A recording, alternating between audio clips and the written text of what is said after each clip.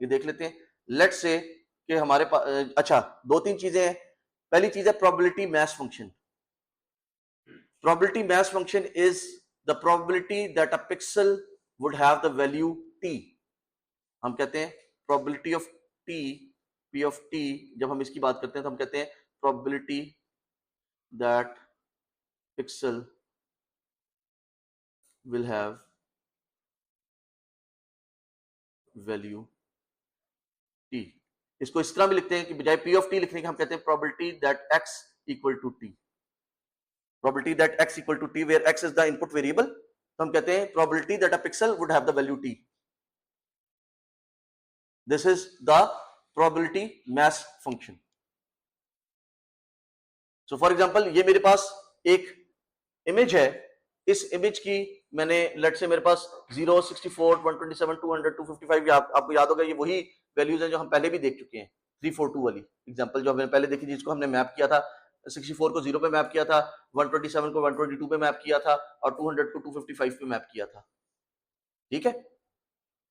सो अगर मैं आपसे कहूं what's the probability that probability of 64, what is probability of 64 in this case? What is the probability of 64? 3. probability क्या होती है? out of the all possible outcomes. ठीक है। so 3 out of how many pixels were there? ठीक है। 3 plus 4 7, 7 plus 2 9. so 3 by 9 is the probability that a pixel would have the value 64. What is the probability of, let's say, 127? 4 by 9. And probability of 200 is equal to 2 by 9.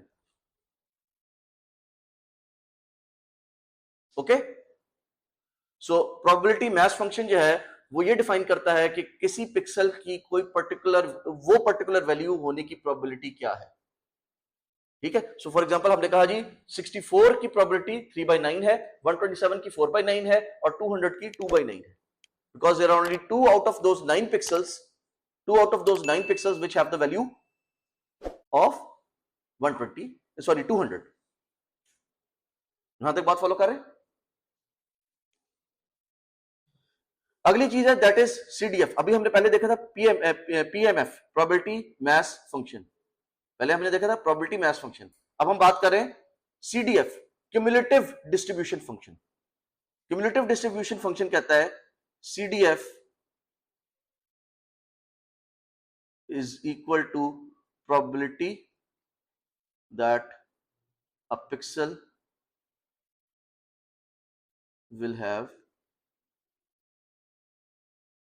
value t or less up to t. अगर मैं कहता हूं CDF of t is what's the probability that a pixel would have a value of t or less.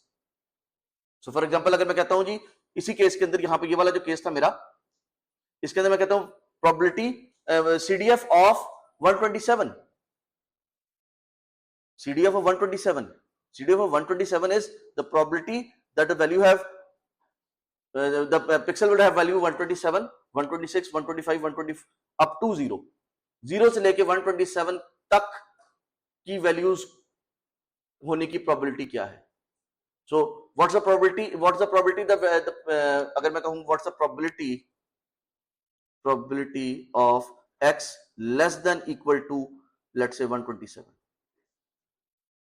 Ji, what's the probability that the value of x would be less than equal to 127?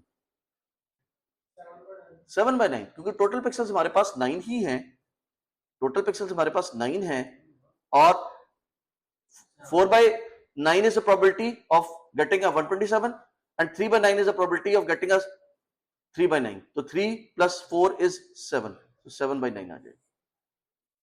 ठीक है। यहां पे देखिए हमारे पास 3/9, क्योंकि 64 से नीचे वाली वैल्यू तो कोई एग्जिस्ट नहीं करती, तो हम यहां पे कह सकते हैं कि CDF of 64 is equal to 3/9.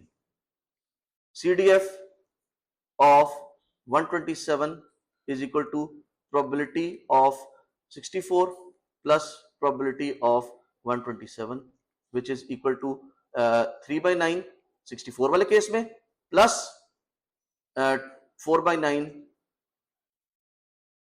ये 127 वाले केस में जो हमने पीछे वैल्यूज के अंदर किया था, ठीक है। ये 4/9, तो 3/9 और 4/9 को हमने ऐड अप कर दिया।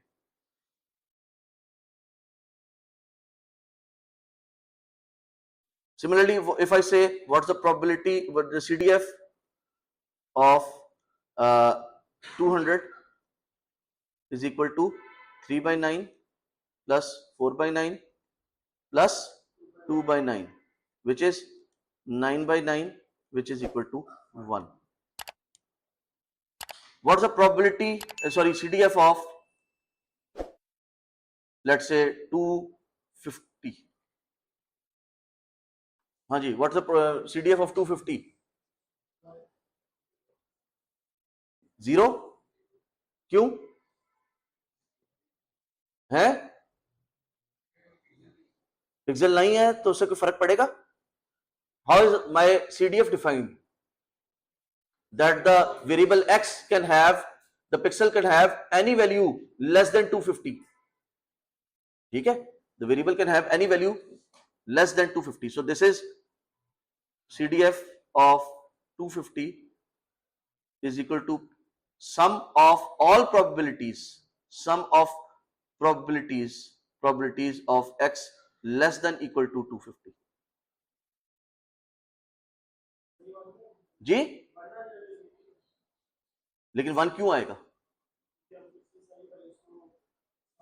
हाँ, so इस केस में दिस वुड बी, हमारे पास जो प्रोबेबिलिटी है, this is probability of let's say 60 plus probability of 127 plus probability of 200, क्योंकि ये वाली वैल्यूज हमारे पास डिफाइंड थी।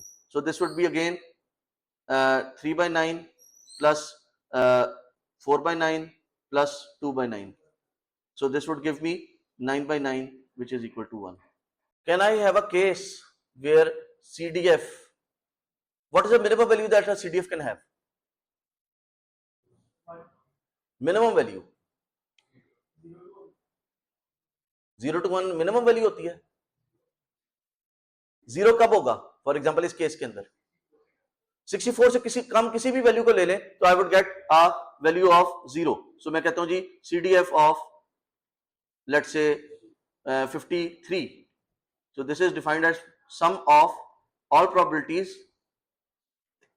x की वैल्यू लेस देन 53 है, ठीक है।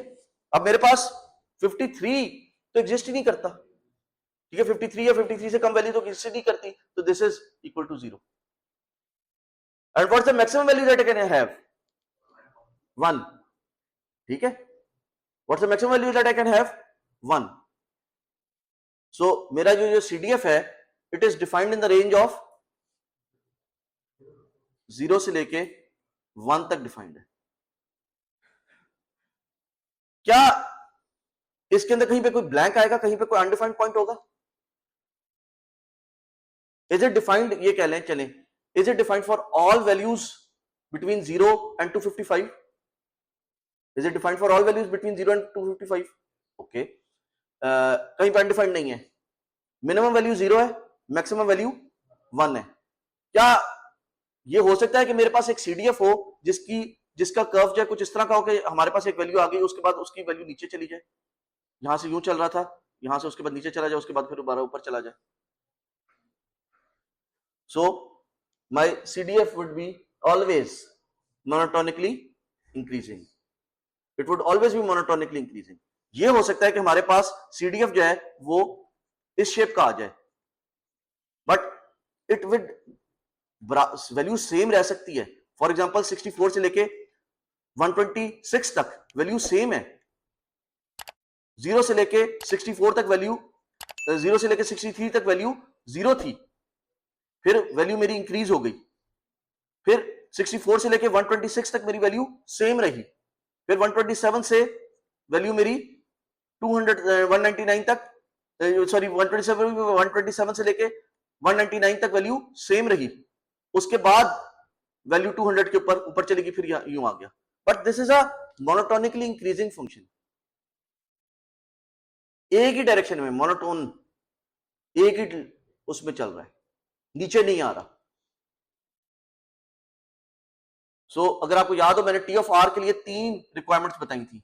वो क्या रिक्वायरमेंट्स थी टी ऑफ आर की?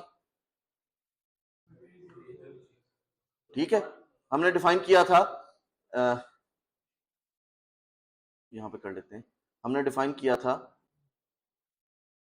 टी ऑफ आर की, हमने कुछ रिक्वायरमेंट्स बताई थी। हो जाओ भाई, टी ऑफ आर की हमने रिक्वायरमेंट्स बताई थी कि टी ऑफ आर जो है वो आर जो है वो 0 से 1 के दरमियान में, आर की पूरी रेंज के ऊपर डिफाइंड हो, जो भी मेरी इनपुट रेंज है 0 से 1। ठीक है, सो मेरी जो इनपुट वैल्यूज थी 0 से 255, उसको मैं 255 से डिवाइड कर दूं तो वो 0 से 1 के दरमियान में आ जाएगी।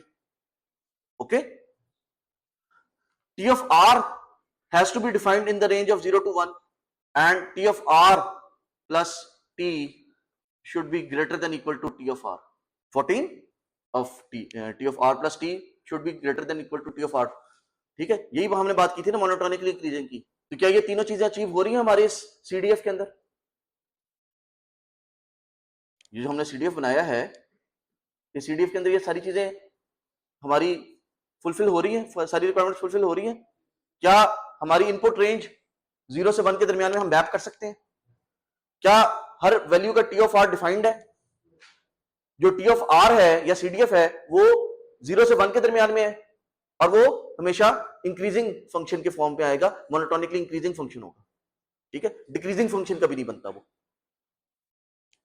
सो हम एक जो हमारा CDF है हमारी इमेज का, अगर हम उसकी जो हमारी इमेज है उसकी अगर हम CDF ले लें तो that could be a valid T of R, जो हमारा फंक्शन था, मैपिंग फंक्शन था। T of R is some mapping function, some function that is applied on the input value that gives us the output value.